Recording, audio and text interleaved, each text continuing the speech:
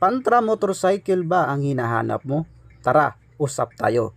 Ito yung pag-uusapan natin ngayon. Pero bago ang lahat, ipasok muna natin ang intro.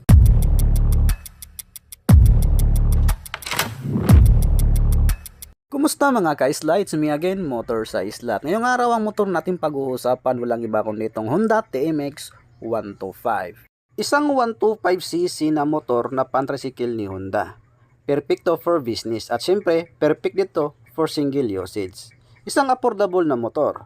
Hindi ganun kamahalan, hindi kagaya mo nagmahal pero hindi minahal. Peace, joke lang. But anyway, ito ang 125cc na pantricycle ni Honda. So kahit maliit lang to pero mayroong ibubuga.